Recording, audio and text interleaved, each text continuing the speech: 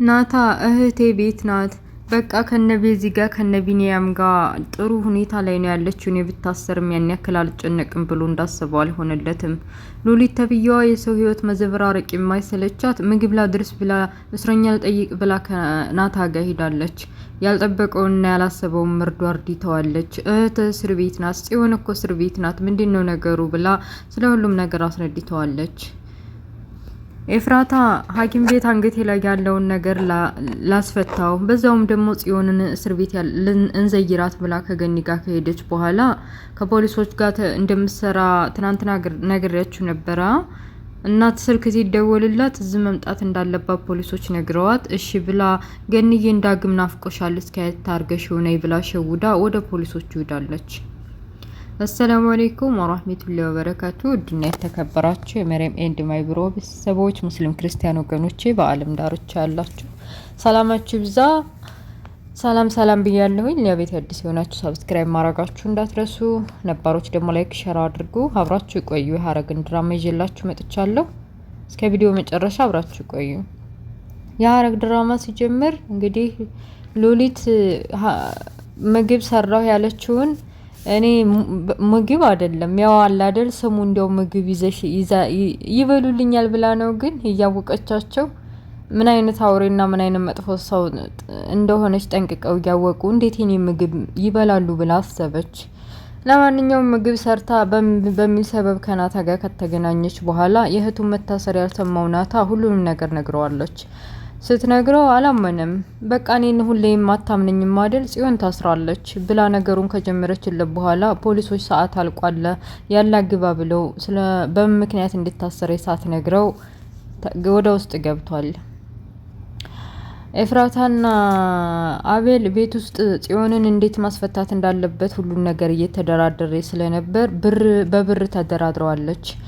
እና ኤፍራታ ከየት ይሄን ያክል ሺህ ብር አምጥታ ተከፍላኛለች ብሎ ነው መሰለኝ። ለምን ለዛች ለቤዛ ደውለሽ አልነግሪያትም? እሷ ገንዘብ አታጣም ምናምን እያለ የቤዛን የእህቷን ወሬ ያሰማ። እንዴት እኔ ከፍላለሁ፣ ይልቅ ቁጥሩን ጥራልኝ፣ እስከ ነገ ድረስ ጠብቀኝ እንጂ ከዛ በኋላ ደግሞ ብዙ አብረን የምንሰራቸው ስራዎች አሉ። በዚህ ብትስማማ ይሻላል። የተወሰነ ደቂቃ ሰጥቻለሁ አስብበት ብላ ቁርጥ ያለ ሀሳብ ነገረችው። እሱም ምንም ሳያመነታ ሲነግራት አንድ ቀን ብቻ ስጠኝ ከፍላለሁ ብላ ገርሞታል። ይሄን ያክል ሺህ ብር እንዴት ታምጥታ ነው ብሎ ገርሞታል። የምትከፍል አልመሰለውም። ናዑር ደግሞ የቤዛን ሁኔታ በቃ አላስቻለውም እና ሰፈሩ አካባቢ ጎርደድ እያለ በመጨረሻ ወደ እስር ቤት ይዛው የምትሄደው ልብስ በኪስ አንጠልጥላ ወደ ሪያድ መኪና ለመግባት እየተዘጋጀች መንገድ አገኛት። ምንድነው? ምን እየሆንክ ነው? ቆይ አንተ ሰውዬ ከህይወት የውጣ ብዬ አላስጠነቀቅኩም እንዴ? ምንድነው ሰፈር ደግሞ የሚያልከሰክስህ ብላ ኮስተር ብላ ነገረችው። እሱም ያለሷ መኖር እንደማይችል ሁሉንም ነገር አስረዳት። ለነገሩ በእሷ አይፈረድም። እሷ ያወቀችው ገና ትናንትና። እሱም ያፈቅራት ስንት አመት ሙሉ በግልጽ ሁኔታውን ቢያስረዳን ኑሮ ምናልባት ትረዳው ነበረ። እሷም ከዚህ በፊት በህይዋን ጉዳይ ስለቆሰለች ብዙ ሰዎች ጓደኛንን ዘመርነን እያሉ እየተጠጉ ስለሷ መረጃ እየሰበሰቡ በጀርባቸው ሌላ ነገር እንዳሰብ ስላወቀች ናኦዲንም እንደዛ አርጋ አስባለች።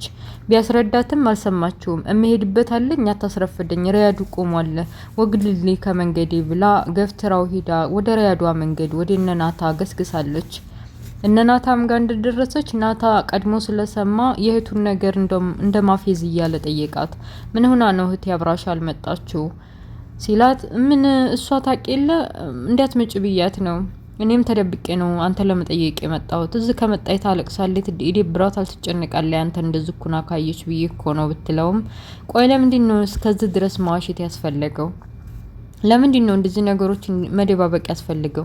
እኔ እኮ እህቴን ነገር አደራ ብያችሁ ነበር። ለምንድን ነው እንደዚህ የምትሆኑ ብሎ ከቤዛ ላይ ጭፍራ አለገባት፣ ጮኸባት። ቤዛም በራሷ ዝና ወደ ቤቷ ተመለሰች። ማን እንደነገረው ጠየቀችውና ሉሊት መታ ነግራኛለች ብላ ሉሊትን ለማግኘት ቤት ገስግሳለች። ቤት ከገባች በኋላ ቤቱን በአንድ እግሩ አቆመችው። ወይ ታባሽ ነሽ አንቺ? ቆይ ጤነኛ አይደለሽም ወይ? ሁሌም የሰው ህይወት ማበላሸት አይሰለችሽም ወይ? እንዴት እህቱን መታሰር እስር ቤት ሆኖ ትነግሪዋለሽ ብላ ልታስወጣ ታስባ ነበር። ከቤት ከነሻንጣዋ ልታባረራ ታስባ ነበር። ግን ደግሞ የጽዮንን አባት በጽዮን አባት መሞት ጽዮን ስላልሰማች በዛ አስፈራራቻት። በቃ ከዚህ ቤት ካስወጣሽኝማ ለጽዮን ሁሉንም ነገር እነግራታለሁ ብላ እንዳትነግራትና አሁን ባለችበት ጽዮን እስር ቤት ስለሆነች የአባቷ ሞት ስትሰማ ችግር ይፈጥርባታል ብላ ሁሉን ነገር ዋጣ አድርጋ ዝም አለቻት ቤዛ። ወይዘሮ ትዝታና ልጇ ይጨቃጨቃሉ። ዝም ብለው ልጅቷ ሁሉን ነገር ከነገረቻት በኋላ እናትየዋ ችላ ብላታለች። ለካ ለዚህ ነው ሰሞኑ ወጣ ያለችው እያለች ቢላዋን አንስታ ራሴን አጠፋለሁኝ የናታን ነገር ስራውን ስሪና አስፈችው ብትላትም አልሰማችውም። ፍቅር የሚባለውን ነገር ትተሽ ትምህርትሽ ላይ አተኩሪ ብላ አፍጥጣባታለች። እየተጨቃጨቁ ያለ ልጅቱ ተስፋ በቆረጠ ስሜት ውጭ ወጥቼ እንደፈለግኩ ሆናለሁ ብላ ተቀባብታ ስትወጣ አይሆንም በጭራሽ ውጭ በዚህ ሁኔታሽ እንድትወጪ አልፈቅድልሽም ብለው ሲጨቃጨቁ ወንድሟ ናኦድ መጣ። ምንድነው እንደዚህ የሚያረጋችሁ? ቤትም ጭቅጭቅ ውጭም ጭቅጭቅ ምንድነው እንደዚህ የሚያረጋችሁ? አላቸው። እህቱም ብድግ ብላ በቃ ተውኝ፣ አንተም እሷም እናቴም አታስፈልጉኝም፣ አንቺም አያገባሽም፣ በሚፈጠረው ነገር ሁሉ አያገባሽም፣ አንተም ደግሞ አያገባህም፣ የራሳችሁ ጉዳይ ብለው ምንጭቅ ብላ ከበራፉ ወጣች። ወንድሟ እንጀቷ አልችል ብሎ ነው መሰለኝ ከኋላዋ እየበረረ ተከትሏል። ገንዬና ኤፍራታ ወደ እስር ቤት ለመጓዝ የሚያስፈልገውን ምግብና ልብስ ቋጠር አድርገው ገንዬ ጨርሽ እንውጣ ቶሎ ሰዓት ሳይሄድብን፣ መንገድ ላይም ይሄንን አንገቴ ላይ ያለውን ነገር ማስፈታት ስላለብኝ እያለች ወደ እስር ቤት ለመሄድ ጓጉታለች። መጀመሪያ የሚሄደው ናታ ጋ ነው። ናታን ሄዳ አስጠርታ ለማየት ጓጉታ ነበር። ግን በቤዛና በዚህ በሉሊት ተብዬዋ ስለተናደደ የለም አልመጣም ብሎ ሳታገኘው ወደ ጽዮን ሄዳለች። ጽዮን ልታወራቻት ገኒም እንዴት ልጄ እንደዚህ ይደረጋል? እንደዚህ ታደርጊያለሽ? እንደዚህ እኮ የምታደርጊ ልጅ አትመስልኝም ነበር ስትል ገኒ እንዲሁ እናቴ እንዴት ደግ አረገች፣ እሷ እስር ቤት ታሰረች እንጂ እሱማ ገና ሲያንሰው ነው አለች ኤፍራታ አንጀቷ ርር እያለ። ኧረ ተይ ልጄ እንደዚህ አይባልም፣ ደሞስ እንደዚህ አድርጊ ታያታለች። ይሄ መጥፎ ድርጊት። ገንዬ የምታወሪው ካለ አውሪያት፣ እኔና ጽ ትንሽ ለብቻችን ማውራት የምፈልገው ነገር አለኝ አለቻት ኤፍራታ። አረ እኔ ጨርሻለሁ፣ እዛ ጠብቅሻለሁ፣ በቃ ተጫወቱና ነው ነይ ቶሎ አለችና ገለላ ላይ ገኒ። ጽዮንና ኤፍራታ እንደልባቸው ሊያወሩ የውስጣቸውን በተለይ ደግሞ ስለ አቤል የሚጠነስሰውን ሴራና ሁሉንም ነገር ከዚህ በፊት የያዘባቸውን ኬዝ በግልጽ ሊያወሩ ነበር። ኤፍራታ ከምኑ አንስተው ከምኑ ልታወራላት ግራ ገብቷት ምንም ነገር ሳያወሩ ሰዓታቸው አልቋል ተብሎ ጽዮንም ጋር ምንም ሳያወሩ በቃ ስትፈች ሁሉንም ነገር እናወራዋለን፣ ጽዮንም የራሷ የደበቀቻት ነገር ስላለ እኔም ራሴ በደንብ ማወራች ነገር አለ ተባብለው ተለያዩ።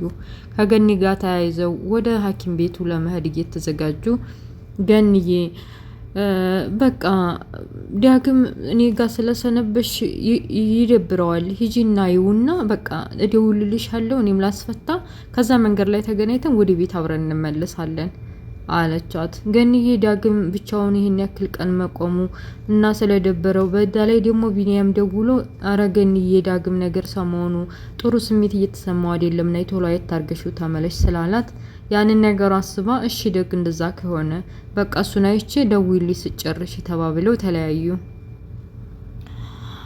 እንዳሰበው ቢኒያምና ዳግም ጎን ለጎን ተኝተዋል። ከዚህ በፊት ቀደም ብሎ ሲነሳ አንድ ጆክ ውሃ በቅንጭላቱ ስለደፋበት ዳግም ላይ በቃ ልበቀለው በሚል ሰበብ በሚል ሁኔታ ነው መሰለኝ እንደለመደው ኩርትም ብሎ ተኛበት። ቢኒያም ላይ አንድ ጆክ ውሃ ገለበጠበት።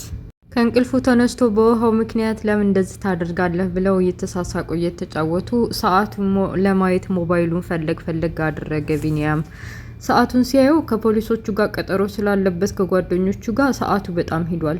አረ ወይኔ ሰዓቱ ሲሄድ አያስታውቅም፣ ቀጠሮ አለብኝ ጓደኞቹ ጋር ቶሎ መሄድ አለብኝ። አንተም ደግሞ በቃ ብዙ ብቻ ምንታ የሚደብረው ጓደኞቹ ጋር ሄድ፣ ምሳ ምናምን ከፈለክ ደግሞ በቃ እኔ ስመጣ ሰራለሁ፣ ካልደረስኩ ደግሞ ምን የመሰለ ምግብ ይዤልህ እመጣለሁኝ እና እንዳይደብርህ እንዳልኩ ጓደኞቹ ጋር ሄድ ሲለው ዳግም ክፍት አለው። ሳያስበው ከአይኖቹን ባው ዱብ አለ። ግራ ገባው ቢኒያም። ምን ሆነ ነው እንዴ? በቅጽበት እንደዚህ ትሆናለህ? ምንድነው? ምን ተፈጠረ? ብሎ ቁጭ ብሎ አናገረው። ቆይ አንተ አታውቅም እንዴ? እናቴ ጓደኛዬ፣ ሁለመናዬ እናቴ እንደሆነች እንዴት ጓደኞች ጋር ሄድ ትለኛለህ? ምንም ጓደኛ እንደሌለ ጠንቅቀህ እያወክ እያለው፣ በጣም ይቅርታ ሳላስበው እኮ ነው፣ ቸኩዬም ስለነበረ ነው እና በጣም ይቅርታ አድርግልኝ። እና ደግሞ ገኒ ትመጣለች ዛሬ። አይዞህ፣ አትጨነቅ፣ አታስብ። እንዴ እሷ እህቴ እንኳን ቢሻላት አትመጣም፣ እኔን አትፈልገኝም እያለ ተስፋ በቆረጠና በቅናት እንደ መቅናት በሚመስል መልኩ እያለቀሰ ነበር። አባብሎት እንደሱ አትበል ገኒ፣ ይሄንን ነገር ብትሰማብህ ታዝንብሃለች። በጣም ነው የምትወድህ፣ ታውቃለህ ምን ያክል እንደምትወድህ እና ይሄን ነገር ሁለተኛ ስትል እንዳሰማህ። እኔም ሰዓት ስለረፈደብኝና አስፈላጊ ባይሆን ኖሮ አልሄድም ነበር። ስለዚህ ራስህን አረጋጋ፣ እመጣለሁ ቶሎ ብዬ እሺ ብሎ ወደ ጓደኞቹ ጋር ሄደ ቢኒያም። ገኒና ኤፍራታ ዝናብ ጥሎባቸው ለመጠለል አንድ የሆነ ዛፍ ስር ሆነው ሱቅ አካባቢ ሆነው በቃ ገኒ ያንቺ ሂጂ ወደ ዳግም እንዳልኩሽ ቅድም በቃ ተደዋውለን እንገናኛለን፣ እንመለሳለን። እኔም አንገቴ ላይ ያለውን ላስፈታ ወደ ሐኪም ቤት አለቻት። እሺ በቃ እንደሱ ከሆነ እኔም ዳግም ናፍቆኛል፣ እስኪ ያለበትን ሁኔታ የታርጌ ስትጨርሽ ደውይልኝ ተባብለው ተለያዩ። ገንዬ የእናታ እንጀት አይችልምና ምን ደርሳ ይሆን ወደ ሐኪም ቤት እየሄደች ነው ብላ መንገድ ከጀመረች በኋላ ዘወር ብላ ስታያት ወደ ሌላ ቦታ ነው የምትሄደው። ያው ለኤፍራታ ስልክ ተደውሎ ይቅርታ ስልክን ስላላነሳሁኝ ሰው ነበር አጠገቤ፣ አሁን ብቻዬን ነኝ መምጣት እችላለሁኝ አይደል ስትላቸው፣ አዎ ጓደኞቻችንም ሰብሰብ ብለዋል፣ ነይ ቶሎ አመቻችና ባይሆን ግራና ቀኝሽን ሰው እያየሽ እንዳይከተሉሽ ተጠንቅቀሽ ምናምን እያለ ነገራት። እሺ ማንም የለም በቃ እመጣለሁ ብላ መንገዱን ቀየስ አድርጋ እናቷን ገኒን የሸወደቻት መስላ መንገዷን ቀጥላለች። ገኒም ዘወር ስትል ወዴት እንደምትር ቸክ ለማድረግ በቃ ወደ ልጇ ዳግም መሄዷን አቁማ ተመልሳ እሷን ተከትላታለች። ፊልሙ እዚህ ላይ ያበቃል። እንግዲህ ያለ ምክንያት አላገባችውም ኤፍራታ ያፌትም ማለት ነው። እኔ ትናንትናው ፓርት ላይ ነግሬያችሁ ነበር። በእርግጠኝነት ብዙ መረጃ እየሰበሰበች ብዙ ነገር እየፈለገች እና ከፖሊሶችም ጋር የተለየ ስራ እየሰራች እና መረጃ እያቀበለቻቸው እንደሆነ ነግሬያችሁ ነበር ትናንትናም። እና ኤፍራታ እንግዲህ ፖሊሶቹ ጋር ዛሬ ለመሰብሰባ ለማድረግ ቼክ ለማድረግ ከነቢኒያም ጋር ከጓደኞቹ ጋር ከነናታ ጋር ሁሉም ጋር እና ደግሞ ያፌት ተብዬው አሁን ለታ ገድሎ በቃ በሸራ ጠቅልሎ ሬሳውን አልሆነ ቦታ እዛ ሹፌሩ ጋር የጣለው እሱ ራሱ ፖሊስ ነው፣ አልሞተም። እነሱ ጋር ሆኖ ዲስከስ ለማድረግ እንግዲህ ነይ ቶሎ ብለዋታል ማለት ነው።